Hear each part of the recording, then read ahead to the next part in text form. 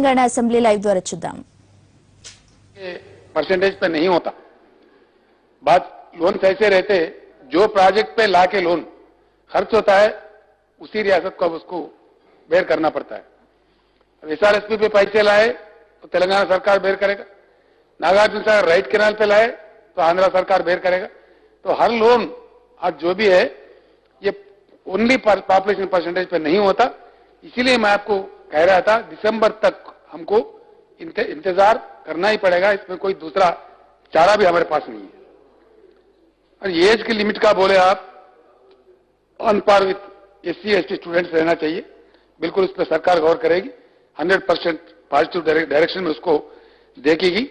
Income ceiling भी आपने जो कहा उसके बारे में भी बिल्कुल सोचा जा सकता है. और उर्दू के बारे में आपने काफी कह चुके हैं और तेलंगाना जनता रोज अपने जुबान से उर्दू बोलती है, इसलिए उर्दू पे हमको नाज है, उर्दू पे हमको फख्र भी है.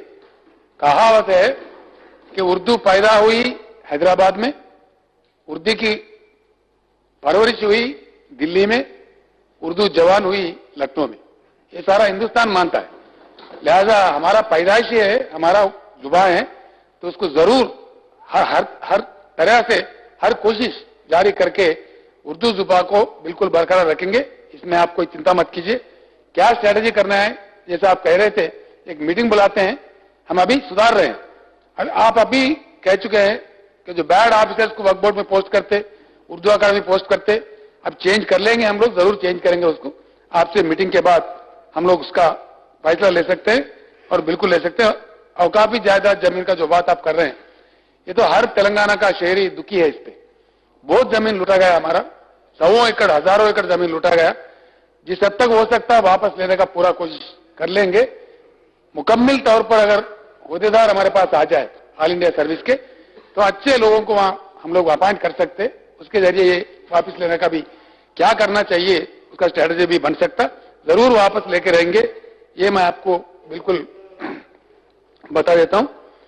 और रुबात के बारे में आपने कहा, यह भी बड़ी फख्र की बात है. दुनिया में किसी लोगों को, किसी कोने के लोगों को जो इज्जत नहीं मिलता, हमारा तेलंगाना शहरियों का इज्जत सऊदी में मिलता है. वो हमारा हुजूर निजाम का करम है, उन्होंने रुबात बनाया. इसीलिए दुनिया से कहीं कोने से, हर कोने से दुनिया में मक्का में जाते हैं, उनको गेस्ट बोलते. लेकिन सिर्फ तेलंगाना के शहरी जो भी जाते हैं और रुबात में रहते हैं, उनको कहते हैं गेस्ट ऑफ अल्लाह, अल्लाह के मेहमान है. ये टाइटल सिर्फ हमारे तेलंगाना के वास्ते है, तेलंगाना लोगों को है, इससे हमको फख्र भी है. रुबात के बारे में सऊदी के हुकूमत से बात करने की बात आपने कहा, बिल्कुल हम लोग कर सकते हैं, इसमें कोई एतराज नहीं होना चाहिए. 100% कर सकते हो, अच्छी बात है. हमारे लोगों का उसमें फायदा ही होगा, कोई नुकसान नहीं है. सरकार उस पर जरूर करेगी. और उर्दू मीडियम स्कूल्स में जो पोस्ट है उसके बारे में आपने कहा, उसके बारे में हम लोग बैठ के सोचेंगे जरूर. पास मार्क्स का जो जिक्र किया आपने 35 मार्क्स, वो बिल्कुल गलत है, नहीं बढ़ाना चाहिए. जो पहले था उतने ही रखेंगे, मैं आपके वायदा करता हूं. और लेजिस्लेशन के बारे में आपने कहा उतना जल्दी में नहीं लाना चाहिए, कुछ दिनों में लाएंगे. और हैदराबाद में जो भी लोग मौजूद है, हिंदुस्तान के किसी भी कोने से हो, वो चाहे आंध्रा से, रायलसीमा से, गुजरात से, कहीं से भी है, हैदराबाद एक ऐसा शहर है, हिंदुस्तान का जाना माना सेक्युलर शहर है. आपको कई शहरों में नहीं मिलता, मिसाल हमारे पास मिलता है. हमारे पास गुजरात गली होता है हैदराबाद में, किसी दूसरे शहर में नहीं सुना. मैं पारसी गुट्टा होता है हमारे पास, किसी और शहर में नहीं है. सिंधी कॉलोनी होता है, कहीं नहीं है. ये सिर्फ हैदराबाद का ही कल्चर है. दुनिया का जाना माना सेक्युलर शहरों में से हैदराबाद भी गिना जाता है, माना जाता है.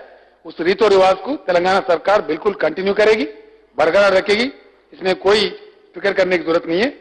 चारमीनार हॉस्पिटल की बात आपने छेड़ी, बिल्कुल सबके साथ उनको भी पैसा मुहैया करवाया जाएगा, इसमें कोई फिक्र करने की जरूरत नहीं है.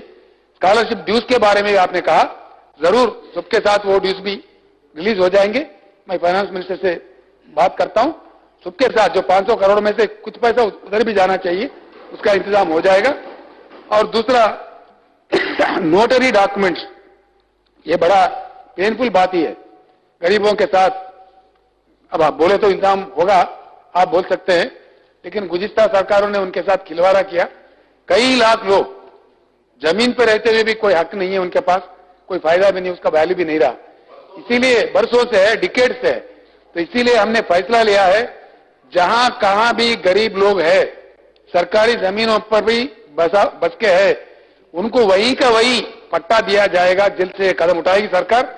और हमारे रेवेन्यू मिनिस्टर साहब ऑलरेडी कह चुके हैं, बिल्कुल नोटरी डॉक्यूमेंट में जो लोग है उसको कुछ कमिटी डाल के, कुछ सीनियर ऑफिसर्स को डाल के सीसीएलए के अंडर में उसको बिल्कुल रेगुलराइज करवा देंगे, उनको रजिस्ट्रेशन भी करवाएंगे। और कुछ गरीबों के लिए रजिस्ट्रेशन फीस भी उनको माफ कर देंगे, ये मैं आपको यकीन दिलाता हूं। बाकी जो चीजें हैं, आप जब आएंगे, आप आने की मुतालबा किए हैं, आप जब आएंगे जरूर बैठेंगे, बात करेंगे। मैं इन चीजों के साथ आपका जवाब दे चुका हूं।